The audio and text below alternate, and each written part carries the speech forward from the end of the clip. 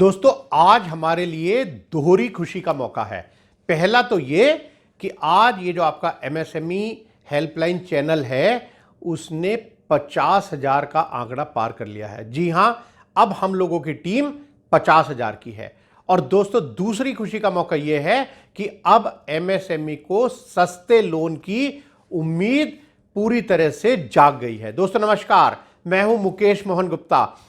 ये जो हमारा रिजर्व बैंक है, जो कंट्रोल करता है, रेगुलेटर है सभी बैंकों का, वो एक मॉनेटरी पॉलिसी की एक मीटिंग करते हैं हर 2 महीने में। और दोस्तों लगातार दूसरी मीटिंग में इस बार भी उन्होंने ये संकेत दिया है कि अब जो रेट ऑफ इंटरेस्ट है वो नीचे की तरफ जाने शुरू हो जाएंगे और आगे भी इनके नीचे की तरफ जाने की उम्मीद एक जाग गई है।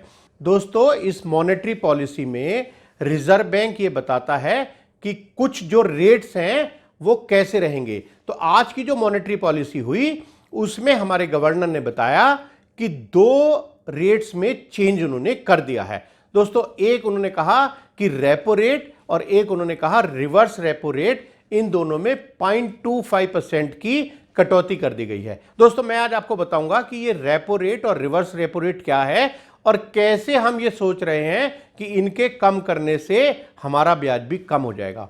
दोस्तों जैसे हम लोन लेते हैं जब हमें जरूरत होती है, उसी तरह से बैंकों के पास भी जो फंड्स होता है, कई बार उनको लगता है कि उनकी लेंडिंग ज़्यादा हो गई या उनके डिपॉजिट्स कम हैं या उनको कुछ और फंड चाहिए, तो जी हाँ, बैंक भी लोन लेना चाहते हैं। तो बैंक लोन लेने के लिए आखिर कहाँ जाएंगे? तो बैंक लोन लेने के लिए जाते हैं रिजर्व बैंक ऑफ इंडिया में।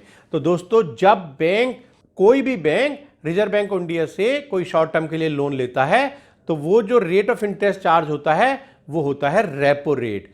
और जब बैंक के पास एक्स्ट्रा फंड्स होते हैं तो वो कहते हैं रिजर्व बैंक से कि साहब ये हमारे पास फंड्स एक्स्ट्रा हैं, हम इसको लैंड नहीं कर पा रहे हैं, या तो हमारे पास उतने प्रपोजल नहीं आ रहे हैं या हम किसी वजह से डिसीजन नहीं ले पा रहे हैं, तो हमारे पास एक्स्ट्रा फंड्स है, तो अभी हम चाहते हैं कि हम ये आपके पास जमा करा दें। दोस्तों उसको बोलते हैं, जो रेट आता है उसको बोलते हैं रिवर्स रेपो रेट। तो अब दोस्तों ये जो रिजर्व बैंक ने रेपो रेट कम किया है 0.25%, उससे फर्क ये पड़ेगा कि बैंकों को जब ये लोन सस्ते रेट पर मिलेगा तो वो भी आगे इस रेट को कम कर सकते हैं।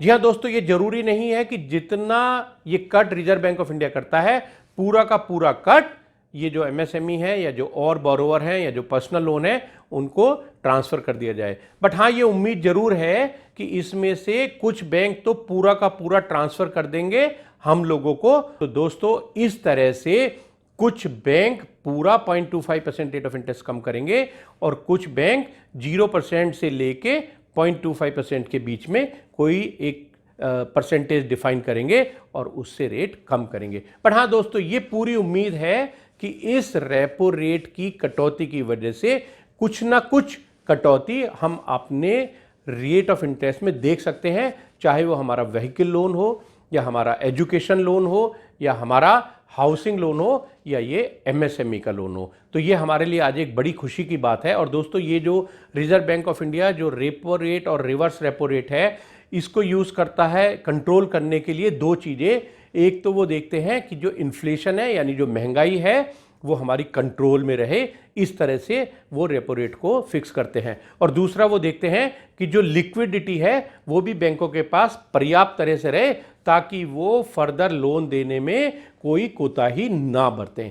तो दोस्तों मैं समझता हूं कि ये एक खुशी की खबर है। मुझे पता चला है कि स्टेट बैंक ऑफ इंडिया ने ऑलरेडी डिक्लेयर कर दिया है कि वो 1 मई से ये पूरा का पूरा 0.25% जो है वो ट्रांसफ़र करेंगे अपने बोरोवर को। लेकिन दोस्तों एक बात और, जब ये बोरोवर को ट्रांसफ़र करते हैं यानी उनका रेट ऑफ इंटरेस्ट कम करते हैं, तो अगर ये रेट ऑफ इंटरेस्ट लेंडिंग पे कम करेंगे तो बैंकों की अपनी बैलेंस शीट गड़बड़ हो जाएगी। यानी अगर ये सेविंग बैंक पर या एफडीआर पर लोन तो वो ही देते रहे, इंटरेस्ट तो वही देते रहेंगे जो पहले था, और अपने लेंडिंग पर यानी जो लोन देते हैं उस पर अगर ये रेट ऑफ इंटरेस्ट कम कर देंगे तो बैंकों की बैलेंस शीट घाटे में यानी नुकसान में आ सकती है। तो दोस्तों इस बात की भी बहुत उम्मीद है कि जब बैंक अपने ये जो लोन्स हैं इन पर रेट ऑफ इंटरेस्ट कम करेंगे तो जो डिपॉजिट्स वो लेते हैं उस पर भी शायद वो रेट ऑफ इंटरेस्ट कुछ कम कर दे, जिसके लिए हमें तैयार रहना चाहिए। दोस्तों, मैं ये बहुत इंपॉर्टेंट जानकारी आपके लिए, क्योंकि अब जब आप अपना प्रोजेक्ट का कोई प्रोजेक्ट रिपोर्ट बनाएं या कोई उसकी वायबिलिटी देखें तो आप प्लीज़ अपने बैंक से पता कर लीजिएगा कि अब जो रेट ऑफ इंटरेस्ट है उनका वो कितना हो गया है, और आप अपने प्रोजेक्ट की वायबिलिटी उसी रेट ऑफ इंटरेस्ट से प्लीज़ कैलकुलेट करिएगा।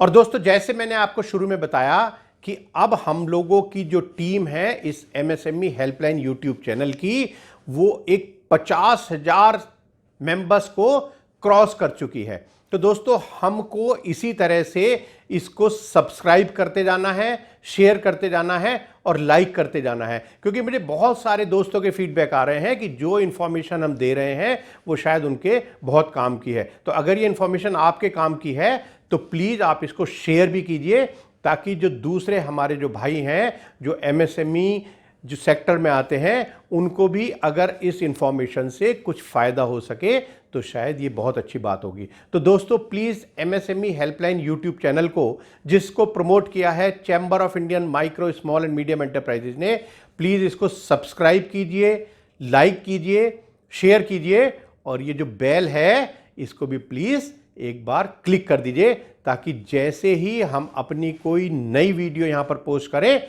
इमीडिएटली आपके पास उसका नोटिफिकेशन आ सके। और दोस्तों, फिर वही बात, मेरा ये विजन है कि इस एमएसएमई हेल्पलाइन यूट्यूब चैनल को हम एक सिंगल विंडो चैनल बना देंगे, जहां पर जितने भी एमएसएमईज हैं उनकी कोई भी समस्या है उनका समाधान करने की हम पूरी कोशिश करेंगे।